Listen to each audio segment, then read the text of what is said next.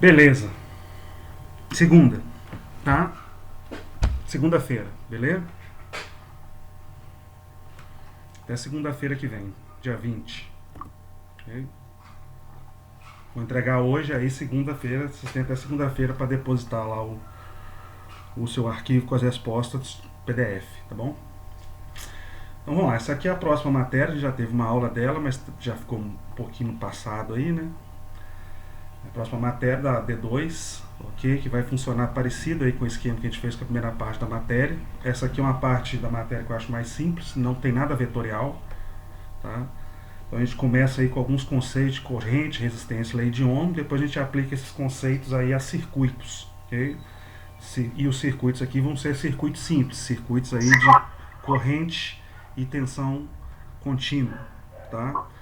Só quem for aluno aí da elétrica e tal que vai ver aí circuito com corrente alternada.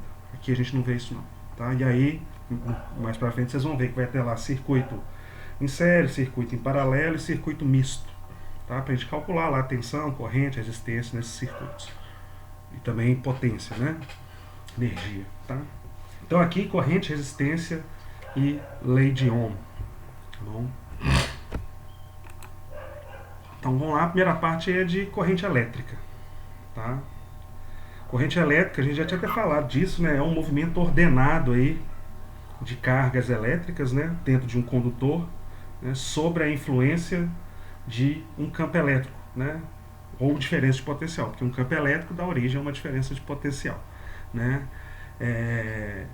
E aí, se eu tenho esse campo elétrico gerando uma diferença de potencial num condutor, o que ele vai fazer é orientar aí as cargas livres desse condutor, né, numa dada direção. E esse movimento ordenado de cargas, eu posso chamar ele de corrente. Uma das maneiras de calcular essa corrente, né, é através da contagem do número de cargas, né, o ΔQ aqui, que passa ali por uma seção reta do condutor num dado intervalo de tempo. Okay? Então, ΔQ, que é medida em Coulomb, dividido aí pelo tempo, que no sistema internacional é medido em segundos, Coulomb é por segundo, eu tenho a unidade aí de corrente elétrica, tá? Eu vou repetir esses avisos mais pra frente, tá, moçada? No finalzinho eu já repito tudo aí que eu falei no comecinho, tá? E aí, só pra vocês terem uma ideia, tem aí um condutor, né? Dois condutores na realidade, né? Aqui em cima eu estou mostrando o movimento de cargas positivas, né? Aqui é o campo elétrico que está aplicado, né? Do positivo para o negativo. Então você veja que as cargas elétricas positivas, elas se movimentam no mesmo sentido do campo, ok? E se eu pego aqui numa certa seção, né, um pedaço do condutor e conto o número de cargas que passa por aqui num certo intervalo de tempo, a divisão desse número de cargas pelo intervalo de tempo me dá a corrente que está circulando nesse condutor, ok? Só um segundinho aí que eu já volto, tá?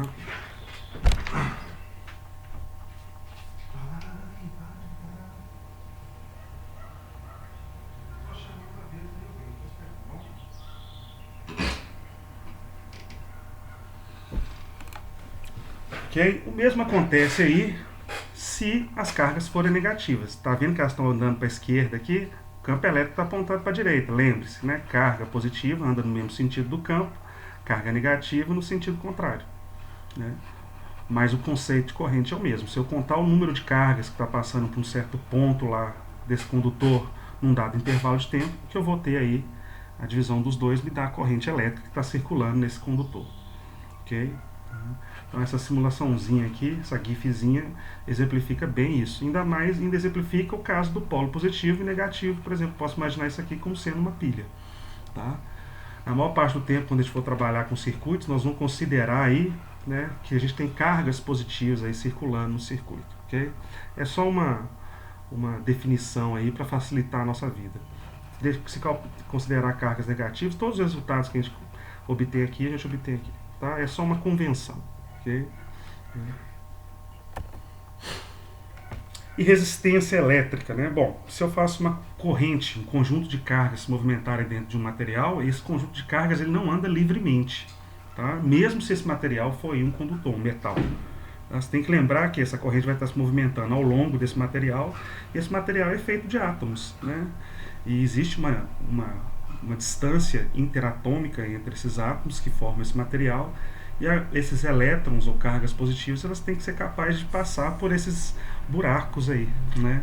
E inevitavelmente elas vão se chocar contra os átomos ou até mesmo impurezas que existem nesses condutores, tá? Porque dentro de um condutor eu posso ter lá uma certa impureza de um outro material. Por exemplo, dentro do ferro eu posso ter lá alguns átomos de carbono lá, né, inseridos dentro da rede lá do metal, e isso gera um defeito dentro do metal e serve também como aí um aumentador de resistência elétrica. Então a resistência elétrica é uma resistência física mesmo. Os elétrons não vão andar ali livremente dentro do material. Eles vão chocar com a rede, com os átomos, e vão se chocar entre si também. Tá? E isso, né, esse choque, né, esse impedimento ao movimento livre, aí, sem choques ao movimento de carga, a gente chama isso de resistência elétrica. Tá? E essa resistência elétrica, como nós vamos ver, ela está relacionada com 3 fatores aí. Vai depender do tipo de material, tá? Porque existe uma grandeza que chama resistividade elétrica, e cada material possui a sua resistividade, é tabelado. Okay? E também vai depender da geometria desse condutor. Ou seja, vai estar ligado ali com o comprimento do condutor, por exemplo, o comprimento do fio, e também com a área de seção reta aí desse condutor. Tá? O que a gente chama aí, por exemplo, na nossa casa, os fios elétricos têm um comprimento, tem a bitola do fio, né, que é o diâmetro ali do fio. Né? Então vai estar ligado com a área, né, desse condutor. Okay? Esses 3 fatores são capazes aí de influenciar no valor total da resistência desse material. Okay? Lembrando que uma coisa que tem que ser muito importante, que vai aparecer daqui a pouco, é resistividade é uma propriedade do material. Então cada material tem uma resistividade diferente. Agora resistência não, resistência é uma propriedade do corpo. Eu posso ter corpos feitos de materiais diferentes, com resistividades diferentes, mas que no final das contas eles possuem a mesma resistência elétrica. Tá? Já que eles possuem resistividades diferentes, eu consigo aí mexer nos parâmetros geométricos desses corpos, fazer que no final eles tenham resistências iguais. Então lembre, resistividade pertence ao material e resistência é uma propriedade do corpo, né, do resistor em si.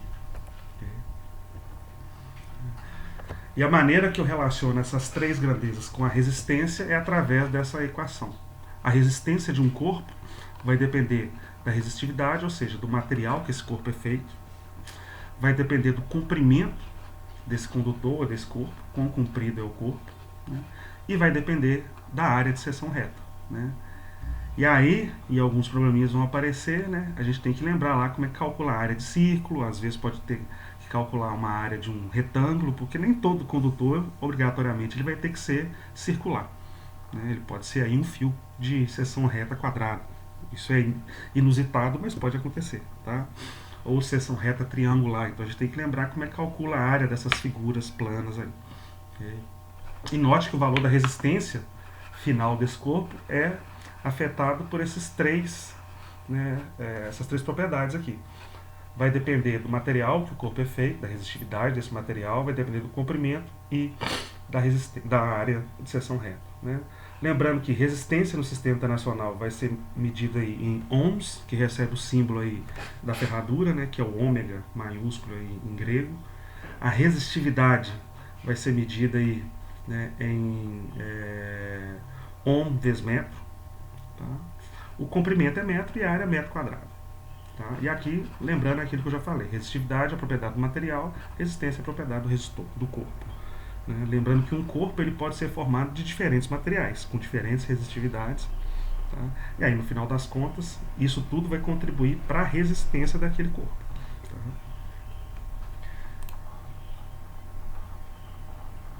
E aqui só uma simulaçãozinha do FET. Talvez você já conheça esse site aqui, o FET Colorado. Vamos ver se ele vai abrir aqui.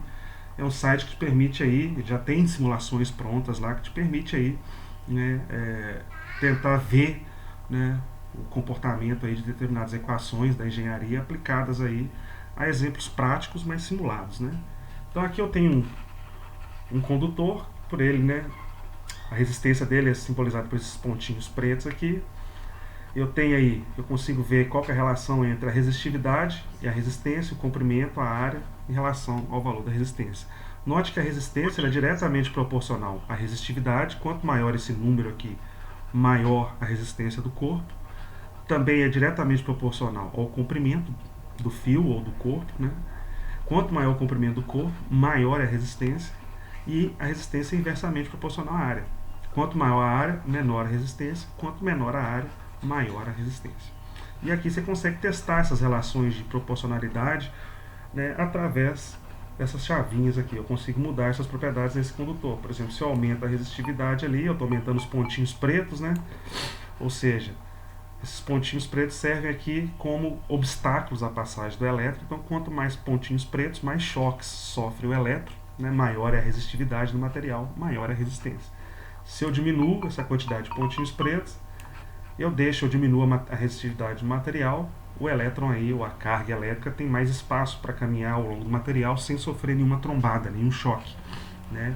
Se eu diminuo a resistividade, eu diminuo a resistência desse material também, né? Eu posso também variar o comprimento, ou seja, se eu aumento o comprimento desse condutor, né, eu aumento a probabilidade da carga elétrica ela sofrer choques. Quanto mais comprido, mais defeitinhos desse aqui, mais a carga elétrica vai se chocar aí contra a rede do material ou, né, contra alguma impureza que tenha nesse material, tá? Recebi, Bruno, obrigado. Se eu diminuir o comprimento, eu diminuo essa possibilidade de haver esses choques, então o elétron consegue passar aqui mais rápido, a carga elétrica consegue passar mais rápido, a resistência do material cai, ok? Eu posso mudar a área também, né? Se eu aumento a área, eu também estou aumentando o espaço aí que a carga elétrica tem para passar aqui ao longo desse condutor, né? Evitando esses centros aí onde ela pode se chocar. E se eu diminuo a área, eu aumento a resistência, porque eu confino o elétron, a carga elétrica, a passar numa região muito pequenininha, e nessa região vai ter defeitos, vai ser muito difícil ela desviar desses defeitos ou dos átomos da rede. Então eu aumento a resistência, ok? Simulações como essa aqui, nesse site, existem milhares. E a gente vai usar muito esse site, somente agora nesse modelo, né, que dá para resolver problemas com circuitos usando as simulações que existem aqui nessa plataforma. Então eu consigo resolver problemas ou conferir se eu resolvi os problemas de forma correta desenhando circuitos nessa plataforma. E ela tem aí os programinhas aí já prontos. A gente não precisa programar nada, tá?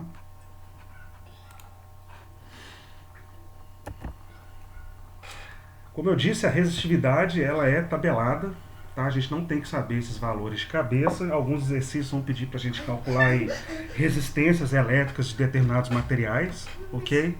Só um segundinho aqui, moçada. Começou, hein? Começou. Não. Vai lá passar. Aqui não pode ficar agora não. Se você ficar quietinho, eu vou te dar uma surpresa. Ué. Para, sou. Tô dando aula. É só começar a dar aula.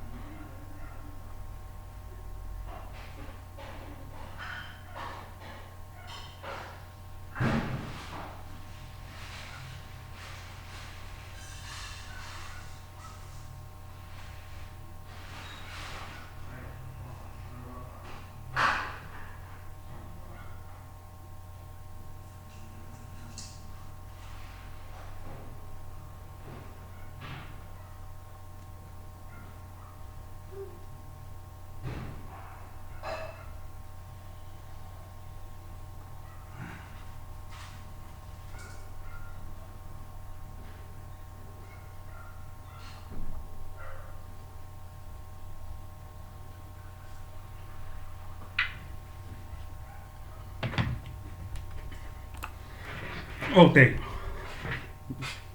Então vão ter exercícios para a gente resolver, assim, você vai encontrar na lista alguns exercícios.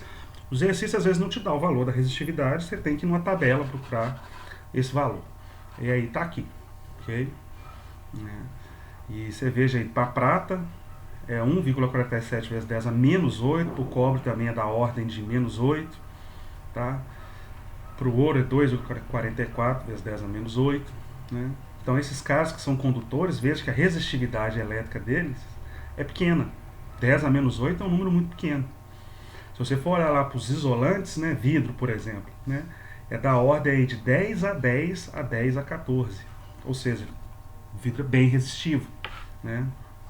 Para o âmbar também, da ordem de 10 a 14. Madeira, da ordem de 10 a 8 a 10 a 11. Ou seja, as resistividades elétricas de materiais aí que não são condutores, materiais isolantes, é bem alta. Okay? Por isso que esses caras não conduzem eletricidade, que a resistência deles é muito grande, né? Agora, para os caras que são condutores, veja que a resistividade é pequena, da ordem aí de 10 a menos 8 aí. Okay? A gente não tem que saber esses valores de cabeça, tá? E uma coisa que você sempre vai encontrar nessas tabelas é que essas resistividades, esses valores aqui, foram medidos a uma dada temperatura. Okay? Porque essa propriedade ela é altamente afetada pela temperatura. Em temperaturas diferentes, eu iria ter valores diferentes de todas as resistividades aqui. Okay? Bom, uma vez falado sobre a resistência, né, ou seja, a gente falou de corrente, falou de resistência, né? E aí é o seguinte, eu aplico uma diferença de potencial, um campo elétrico num condutor, eu faço que ao longo desse condutor, né, eu estou falando de condutor aqui porque é onde vai ter corrente mais fácil, tá? E aí nesse condutor eu vou ter um movimento organizado de corrente, mas essa corrente não vai andar livremente pelo material. Okay? E obviamente não vai andar livremente por causa da resistência. Né? E aí o seguinte, existe uma lei que relaciona aí, né, a diferença de potencial que eu aplico no condutor, né, para fazer a corrente elétrica se movimentar nele, né, com o valor dessa corrente elétrica. Okay? Se existir aí uma relação linear entre a tensão que eu estou aplicando nesse condutor e o valor de corrente que está percorrendo esse condutor, eu consigo usar essa lei aí que a gente chama de lei de Ohm para estudar esse sistema. Tá? E essa lei vai ser altamente utilizada aí quando a gente estiver estudando circuitos elétricos. Tá? E é uma equaçãozinha bem simples, uma equação pequenininha, tá? Onde diz que a tensão, o V, é igual a resistência lá do resistor vezes a corrente. Tá? Ou seja, se você olhar a tensão e a corrente, elas são diretamente proporcionais. Se eu aumento o valor da tensão, eu aumento o valor da corrente. Se eu diminuo o valor da tensão, eu diminuo o valor da corrente. E é diretamente proporcional. Isso quer dizer, se eu dobrar a tensão, eu dobro a corrente. Se eu dividir por 2 a tensão, eu divido por 2 a corrente. E aí, num experimento que eu fizer isso, né, para dar valores de tensão aplicada no resistor e correntes medidas aí nesse sistema, e eu tentar montar um gráfico aí entre tensão e corrente, você vai ver que o gráfico vai ser uma reta, ok? Ou seja, aqui eu estava aplicando 10 volts no resistor e a corrente estava passando por esse resistor era de 0,2 amperes. Eu dobrei a tensão, fui para 20, se você olhar, eu dobrei a corrente, ela foi para 0,4 e assim por diante. Eles são diretamente proporcionais, tá? E essa reta aqui ela vai me trazer, né, informações, uma informação muito importante desse sistema. Toda vez que eu ver um gráfico aí de tensão por corrente e for uma reta, eu sei que esse condutor é ômico. O que quer dizer isso é que ele obedece à lei de Ohm, tá? Mais um segundinho aí, moçada.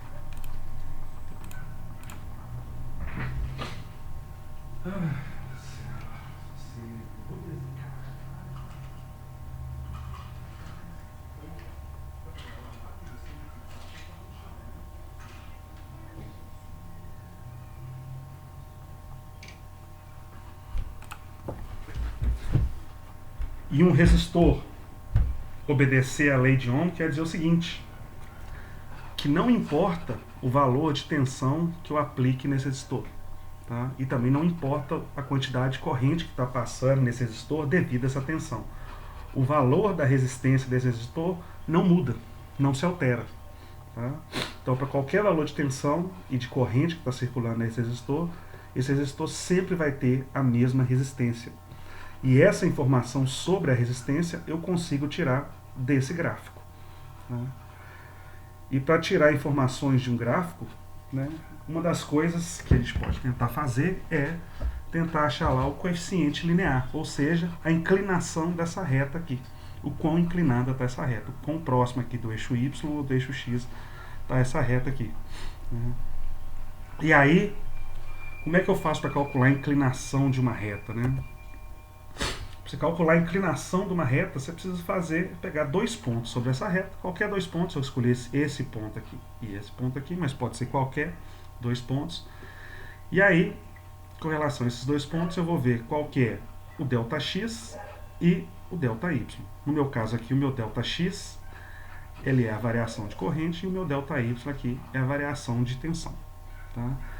Se você dividir o ΔY pelo ΔX, ou seja, no meu caso, ΔV pelo ΔI, o que eu vou estar encontrando é a inclinação dessa reta. É um número que me dá a inclinação dessa reta, o quão inclinada está essa reta. Mas no nosso caso aqui específico, como o meu ΔY está medido aí em volts e o meu ΔX está medido em ampere, se eu fizer ΔV por ΔI, ΔV dividido por ΔI, isso é resistência elétrica. Ou seja, da inclinação desse gráfico aqui, eu consigo tirar a resistência elétrica desse resistor aqui, na qual eu apliquei esses valores de tensão e obtive esses valores de corrente aqui. Ok? Então, uma coisa muito importante é que alguns problemas, eles não vão falar para vocês que o resistor é ômico. Eles vão te dar um gráfico como esse. Se o gráfico for uma reta assim, ele é ômico. Se o gráfico não for uma reta, ele não é ômico. Ok?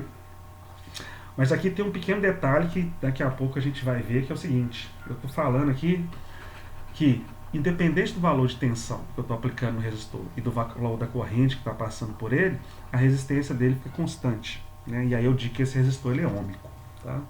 Bom, isso é verdade para até determinados valores de tensão que eu estou aplicando e de corrente que está passando pelo resistor. Porque uma coisa, quando eu aplico tensão, a corrente elétrica passa através do condutor e ela se choca lá com os átomos que formam esse resistor. Né? E ao chocar, ela transfere energia para esses átomos. Então ela põe esses átomos para vibrar.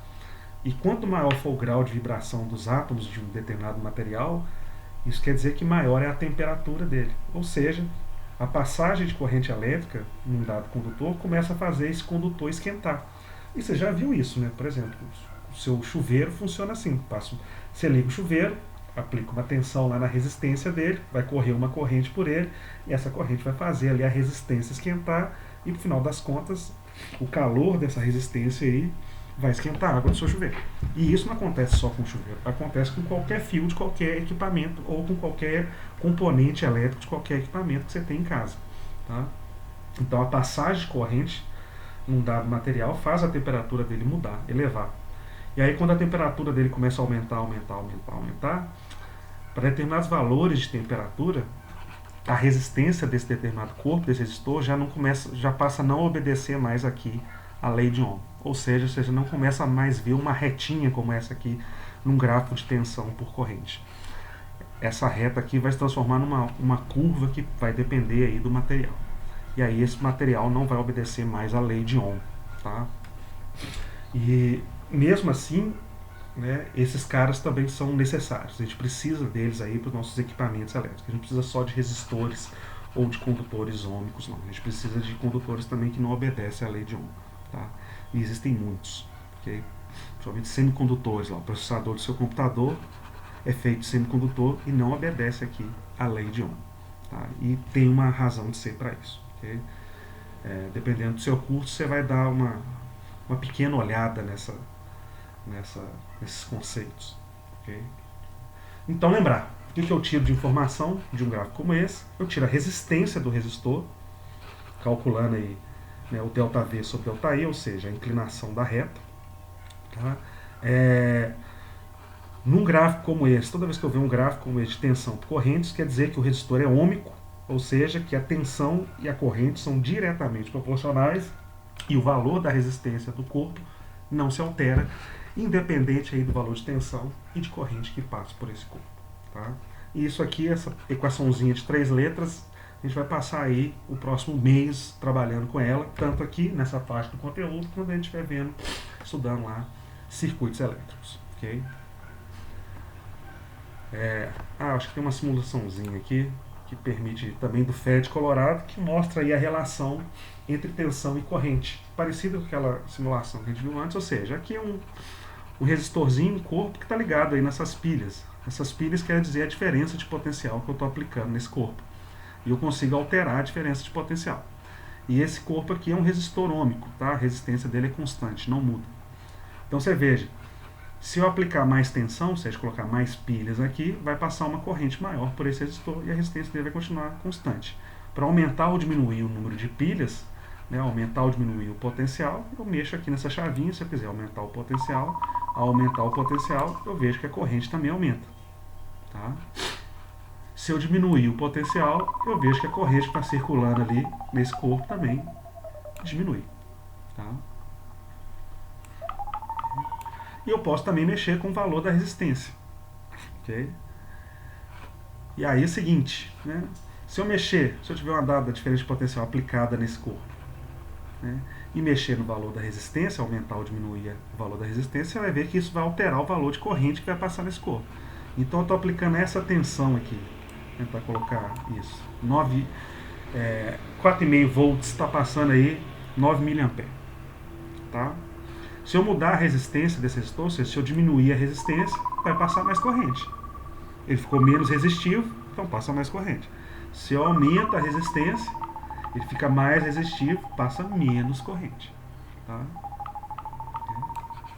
Então tudo isso está contido aqui na lei de Ohm e eu consigo fazer essas simulaçõezinhas aqui usando o FET Colorado. Tá? Isso aqui já está lá na apresentação, tá, moçada? Só clicar aí nas equações que te leva para a simulação. Se não me engano, essa apresentação já está lá carregada para vocês. Okay? Agora um exemplo aqui, que é um exercício da lista, exercício 8. Tá? Esse exercício foi um exercício, não sei se foi ele ou um parecido dele, veio aí na época que tinha uma prova integradora aí para física e eletricidade. Hoje não existe mais. Mas ele te deu esse gráfico. Tá? E ele fala o seguinte: o gráfico representa a curva de um resistor ôhmico. E ele nem precisava me falar que esse cara era ôhmico. Eu sei que ele é ôhmico porque eu tenho um gráfico de tensão por corrente que me dá uma corrente, que me dá uma reta cuja inclinação é constante. Tá? E aí ele fala na letra A: determine a resistência elétrica do resistor. E na letra B, determine a diferença de potencial nos terminais desse resistor quando este é percorrido por uma corrente de 1,6 amperes. Tá? Bom, ele me deu o gráfico.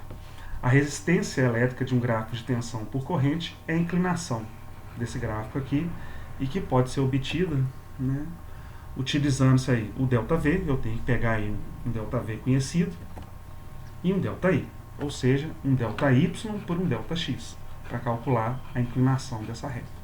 Tá? E aí, relacionando esses dois caras, usando lá a lei de Ohm, eu sei que ΔV dividido por ΔI, isso é a resistência. Isso é a inclinação dessa reta aqui que eu consigo tirar das informações que tem no gráfico. Se você olhar o ΔV aqui em Y, né, vai de 0 a 36 volts, e meu ΔI vai de 0 a 8 amperes. Então, substituindo esses valores ali, 36, que é o ΔV, e 8, que é o ΔI. Então 36 dividido por 8, isso aí vai dar 4,5 ohms. Né, que é a resistência desse resistor. E como ele é um resistor ôhmico, essa resistência é constante para qualquer valor de tensão, né, e para qualquer valor de corrente que circule nele, ele sempre vai ter a mesma resistência elétrica, ele não muda. E saber isso vai me ajudar a responder a letra B. Porque na letra B ele vai te pedir para determinar a diferença de potencial, né, ou seja, o V, né, entre os terminais desse resistor, quando ele for percorrido por uma corrente de 1,6 amperes. Então ele está te pedindo o potencial e está te dando a corrente. Então ele está te pedindo quanto é que vale o V e está te dando a corrente. A resistência eu já calculei no item A. É constante, não importa aí o potencial e não importa a corrente. Ela é sempre constante para um resistor ôhmico. Substituindo as coisas que eu tenho aí, a resistência vale 4,5 e a corrente que está circulando nele, na letra B, é 1,6 amperes. Usando a lei de Ohm, multiplicando esses dois caras, eu chego aí que a tensão que está sendo aplicada nesse resistor aí é de 7,2 volts. Deixa eu conferir essas contas aí. Tá certo. Então esse aqui é o exercício 8 da lista lá, tá?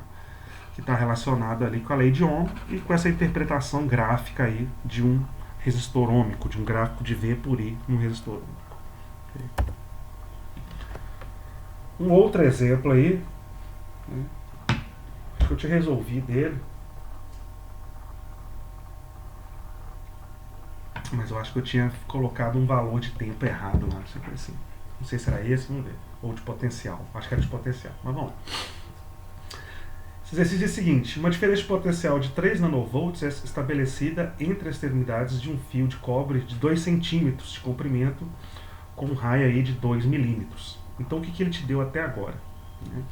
Ele falou que estabeleceu uma diferença de potencial de 3 nanovolts, ou seja, 3 nanovolts é 3 vezes 10 a menos 9. Tudo que é nano é vezes 10 a menos 9. Então 3 nanovolts é 3 vezes 10 a menos 9 volts. E aí diz que essa diferença de potencial foi estabelecida nas extremidades de um fio de cobre, tá vendo? É um fio de cobre.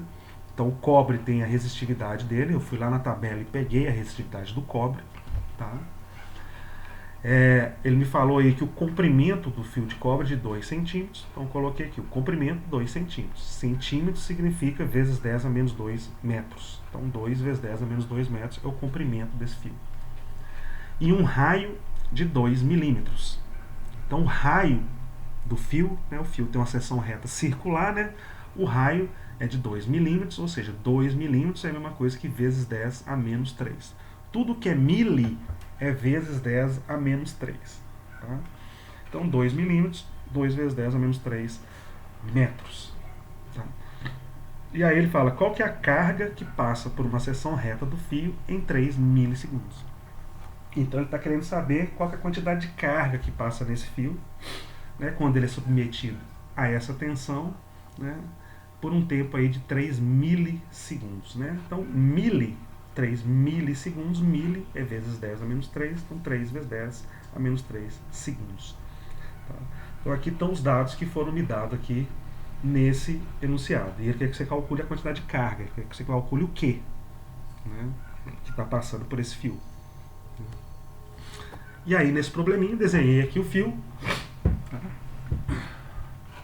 2 centímetros de comprimento, 2 milímetros de raio. A diferença de potencial que está sendo aplicada aí aos terminais do fio, tá, que ele me deu. Okay?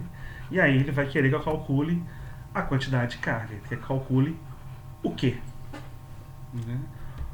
Para calcular esse quê, eu vou precisar saber aí a corrente que está passando nesse fio, tá? E por quanto tempo que essa corrente ficou passando no fio. O tempo eu tenho, 3 milissegundos, mas a quantidade de corrente eu não tenho. Para achar essa quantidade de corrente, eu tenho que recorrer aí à lei de Ohm, que é a tensão é igual à resistência do fio vezes a corrente que passa nele. A tensão, o problema me deu 3 nanovolts, está aqui, 3 vezes 10 a menos 9 volts. Tá? Mas ele não me deu a corrente, não me deu a resistência. Para achar a corrente, eu preciso, além da tensão, eu preciso da resistência. Mas eu consigo calcular a resistência porque ele me deu todas as informações sobre esse fio.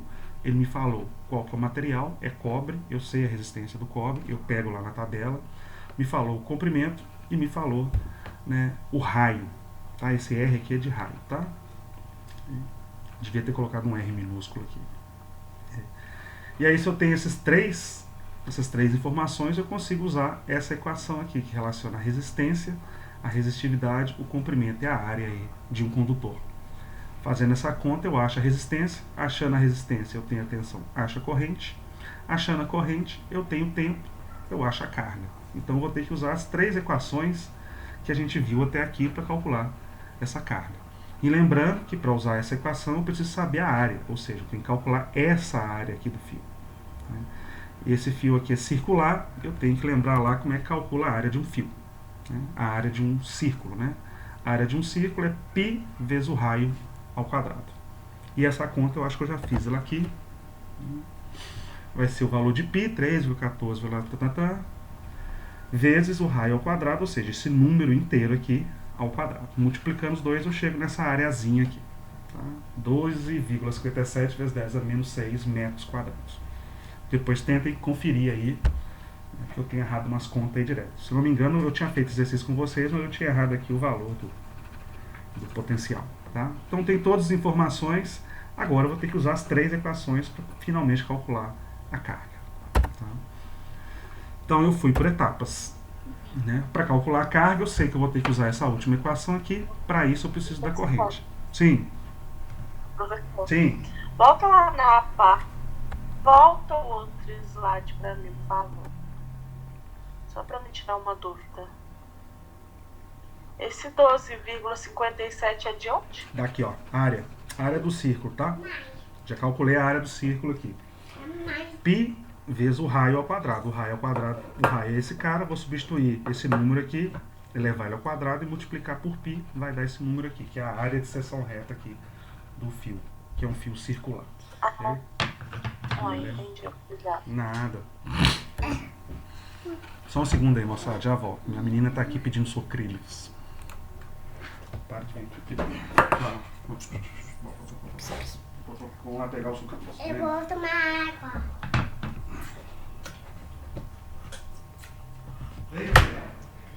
Vem.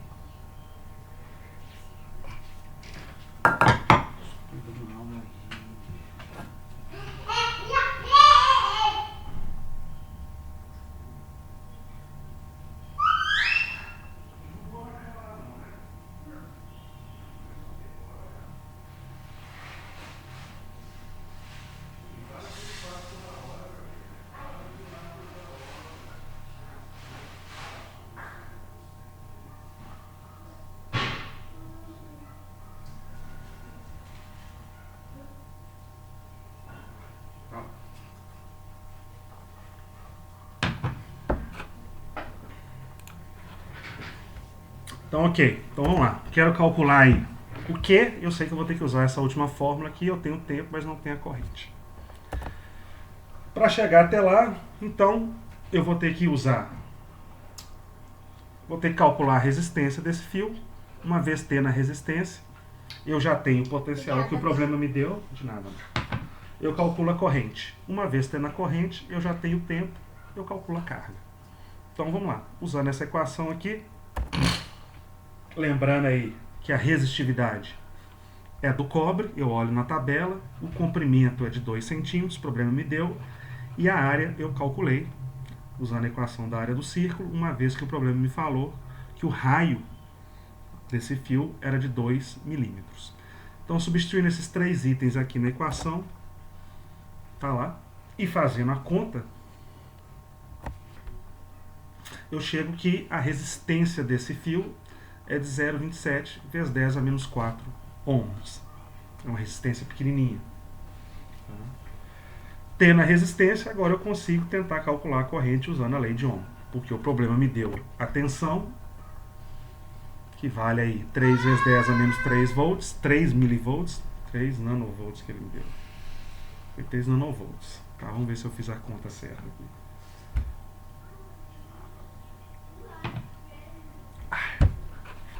E a resistência eu acabei de calcular aqui. Para calcular a corrente, eu vou isolar ela aqui, vou passar o R dividindo o V do outro lado, tá aqui. Então, substituindo. Fiz a conta certa, tá? O problema me dá aqui que é 3 nanovolts, tá? Aqui eu coloquei menos 3 de novo, aqui tá errado, aqui é 9, tá? Mas na conta eu fiz certo aqui, ok? Então, V, 3 nanovolts, 3 vezes 10 a menos 9. E a resistência eu acabei de calcular aqui, 0,27 vezes 10 a menos 4. Tá? Então, fazendo a conta, a corrente que vai passar aí por esse resistor é essa aí, 11,11 vezes 10 a menos 5 amperes. Tá? Uma vez que eu tenho a corrente, agora eu consigo achar a carga. O problema me deu tempo. O tempo aí foi de 3 milissegundos, ou seja, 3 vezes 10 a menos 3 segundos. Substituindo na equação, vai ser a corrente, que é esse cara, esse valor todo, vezes o tempo, que é esse aqui. Fazendo a continha, quantidade de carga que vai passar aí por esse condutor, nesse intervalo de tempo, vai ser de 33,33 vezes 10 a menos 8 coulombs. Lembrando que carga elétrica, lá da primeira matéria, é sempre medida em coulombs. Tá? Então, só lembrando aqui, eu vou corrigir de novo na transparência. A tensão que ele me deu é 3 nanovolts, tá? Aqui eu fiz com a unidade, com a potência correta, tá? 3 nanovolts. Aqui eu vou corrigir. Então, nesse probleminha aqui que ele queria saber a quantidade de carga que passa naquele resistor nessa unidade de tempo aí, eu usei as 3 equações que a gente viu até agora para resolver, ok? Beleza. E aí, essa parte aqui, importante, que é uma palavrinha sobre a resistência, o comportamento da resistência e da resistividade em relação à temperatura. Tá? A lei de Ohm, né, ela diz aí que a resistência, sempre que a resistência de um corpo não muda, independente lá do valor de tensão que eu estou aplicando nele e o valor de corrente que está passando por ele, eu digo que esse resistor é ohmico, tá? Mas isso só é verdade, tá, para certos níveis de tensões. Tá? Para tensões altas, o que acontece é que eu começo a fazer aquele resistor aumentar de temperatura. E ao aumentar de temperatura, a resistência dele muda. Okay? A mesma coisa se eu submeter um resistor aí a temperaturas ultra baixas, a resistência dele também muda. Ou seja, a resistência é sensível à temperatura. Tá? Então podem aparecer alguns problemas que levam em consideração esse comportamento aí, da resistência com relação à temperatura. Ou da resistividade. Tá? O comportamento da resistência em relação à temperatura é igual ao da resistividade em relação à temperatura. É a mesma coisa. As equações são idênticas, são iguais. Só que uma vai estar falando de resistência e a outra vai estar falando de resistividade. Tá? Mas a forma da equação é a mesma. Okay? E aí, como eu disse, eu possuo equações que me permitem calcular essa mudança na resistência em função da temperatura. Tá? São essas duas equações. A primeira está relacionada com a relação da resistência em função da temperatura e a segunda está relacionada com a resistividade em função da temperatura. Se você olhar, a forma das equações é a mesma, exatamente a mesma. Eu só troquei aqui de uma para outra, eu troco R por ρ, resistência por resistividade. Tá? O que significam esses termos aqui? Né?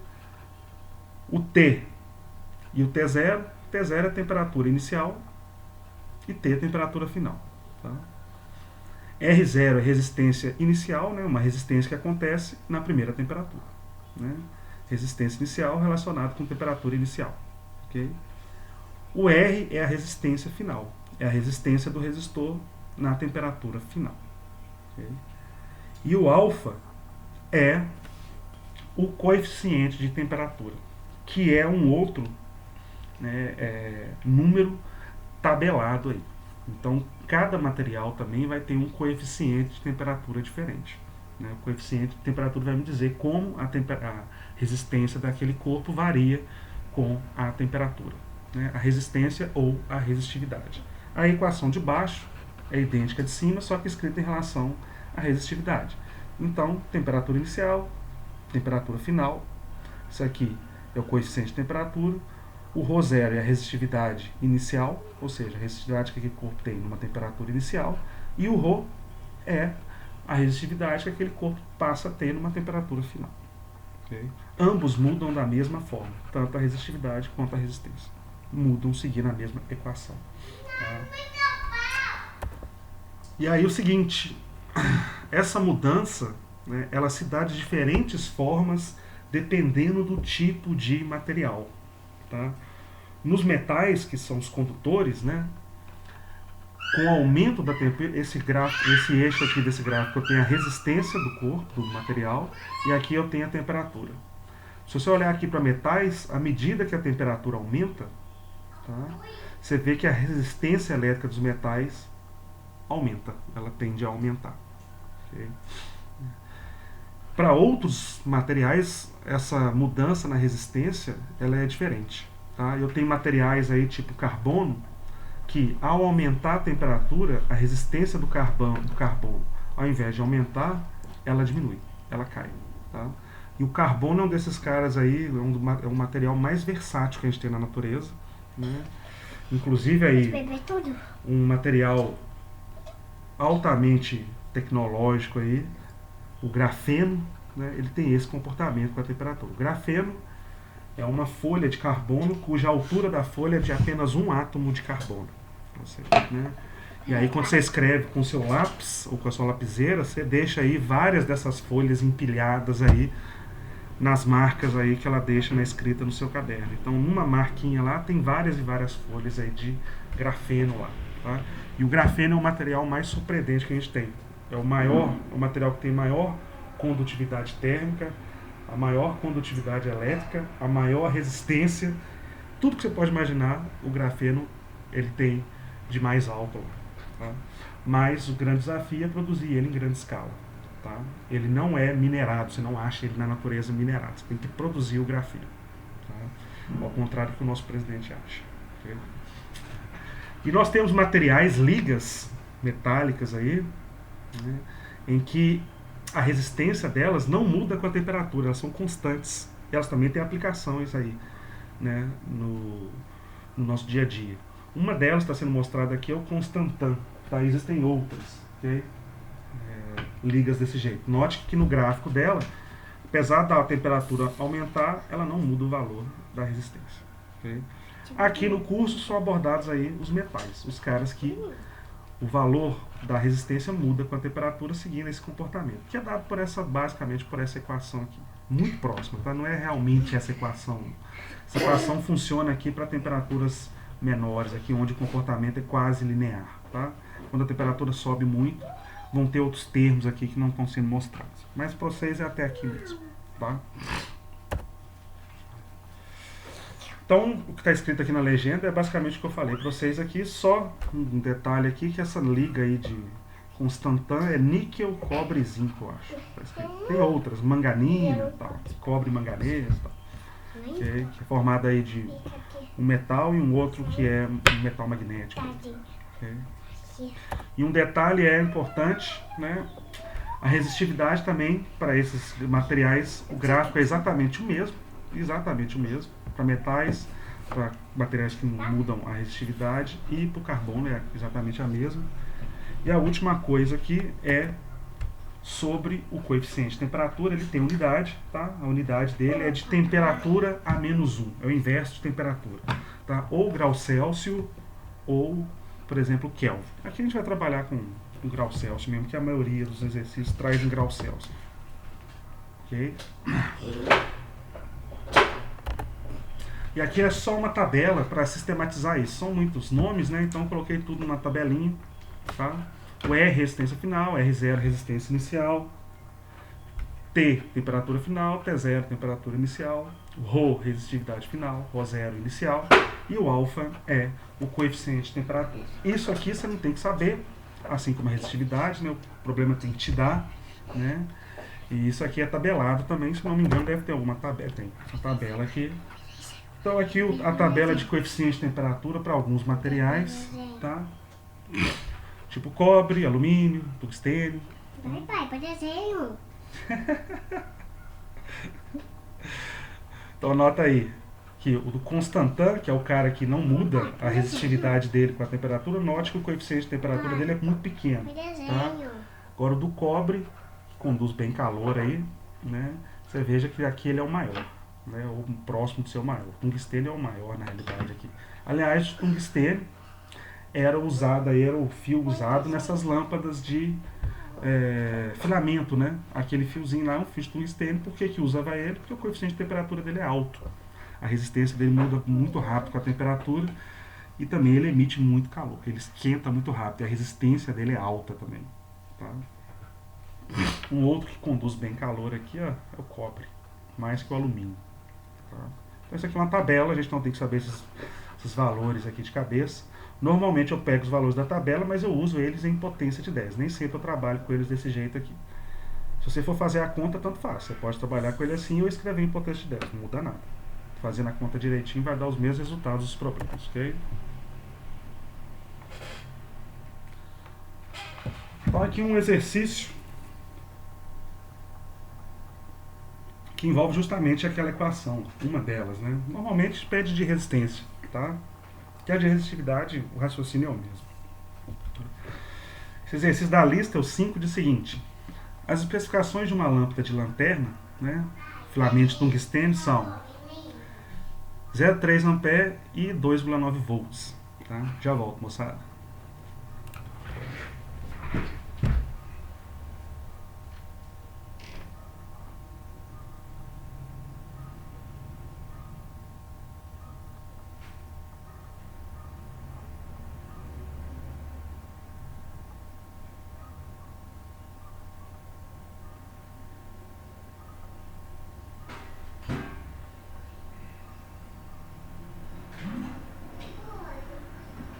Você me apertou aqui, hein?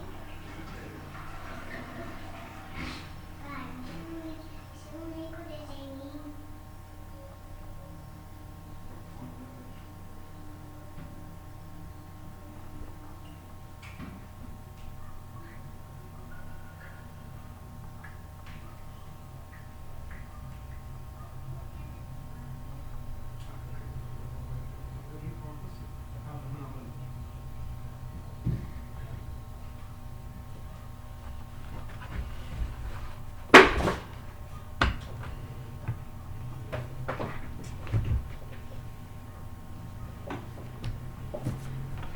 Tá.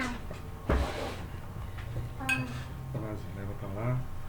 Leva a bonequinha pra lá também. Põe lá na pica, daqui a pouco vai pegar um cafezinho pra gente. Põe lá. Eu quero um desenho. Nossa, se achar. Ai, meu amor. Faz que...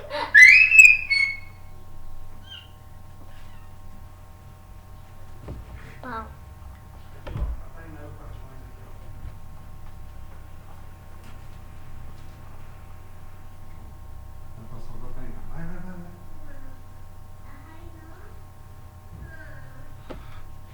Então espera, agora não. Espera. Espera, espera. E eu como desenho. Espera. E eu... Qual que você quer, caralho? Não, me mostra qual que você quer. Qual que você quer? Ó, ó, ó, ó.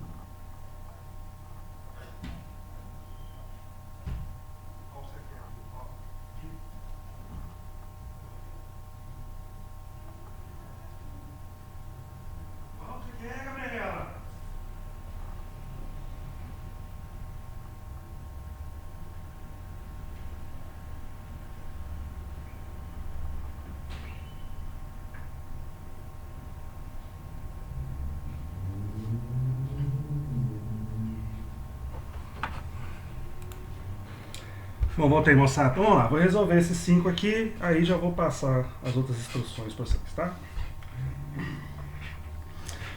Bom, é o seguinte, as especificações de uma lâmpada de lanterna, né, filamento de tungstênio, são 0,3 amperes e 2,9 volts. Ou seja, quando eu aplico 2,9 volts, né, passo uma corrente nessa lâmpada aí de 0,3 amperes, tá? Quando apagada, a resistência do filamento da lâmpada à temperatura ambiente, 20 graus Celsius, é 1,1 ohms. Então, quando ela está apagada, essa é a resistência dela, nessa temperatura, né? Ou seja, essa aqui é a resistência inicial a essa temperatura, que é a temperatura inicial, né? Qual é a temperatura do filamento quando a lâmpada estiver acesa? Quando a lâmpada está acesa, eu estou aplicando essa tensão nela e está passando essa corrente. A partir daqui eu consigo saber qual que é o valor da resistência, né? A resistência final, então eu consigo saber qual que é a temperatura que essa resistência vai estar também. E o problema me falou que o fio é de tungstênio. Tungstênio, o coeficiente de temperatura dele está aqui na tabela, 0,0045. Então vamos lá. Então, temperatura inicial, 20 graus, eu estou com essa resistência inicial de 1,1 ohm. Quando eu ligo, vai passar corrente, né? Vai esquentar essa resistência, né? E aí a tensão que está sendo aplicada lá é de 2,9 volts e a corrente que está passando é de 0,3. Eu consigo calcular a resistência quando essa lâmpada está ligada. E essa resistência vai ser 2,9, isolando a resistência na lei de Ohm, dividido por 0,3. Isso vai dar uma resistência aí de 9,67 ohms quando a lâmpada está ligada. Então, desligada, com essa temperatura, 1,1 ohm. Ligada, a resistência é essa aqui. E ele quer saber qual que é a temperatura, então, que a lâmpada vai estar. Para isso, vou ter que usar aí a equação. Resistência final vai ser igual a resistência inicial mais resistência inicial vezes alfa multiplicado pela variação da temperatura. E o que eu estou querendo calcular é essa temperatura final aqui. A resistência final eu tenho, está aqui, 9,67. A inicial está aqui, 1,1. O alfa é só pegar na tabela, é 0,0045 para o tungstênio. Né? E a temperatura inicial, 20 graus Celsius. Então, vou substituir tudo que eu tenho aqui nessa equação. Então, substituir. Resistência final, 9,67. Resistência inicial, 1,1 mais 1,1, que multiplica o alfa, que é 4,5 vezes 10 a menos 3. 4,5 vezes 10 a menos 3 é a mesma coisa que 0,0045, né? Que é o coeficiente de temperatura do tungstênio. Okay? Vezes a variação de temperatura.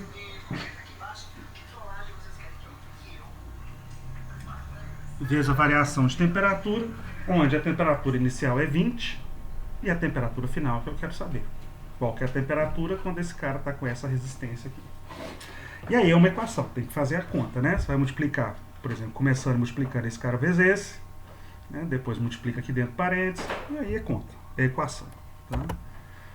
Fazendo a conta toda, você vai chegar na resposta que essa temperatura aí, quando ele está com essa lâmpada ligada, é de 1750 graus Celsius, tá? A temperatura final aí da lâmpada, do filamento da lâmpada. Okay? Belezinha? Esse aqui é o 7. Vou fazer o 7 aqui só pra... Acho que eu cheguei nele, não sei, na última aula, não lembro. Então, 7. Para que temperatura a resistência de um fio de cobre é o dobro da resistência a 20 graus Celsius? Então, de novo, está te perguntando a temperatura, né, final, né, de um fio de cobre, ou seja, é cobre, então é só ir lá na tabela, né, e olhar qual que é o coeficiente de temperatura do cobre. Está aqui, 0,0039.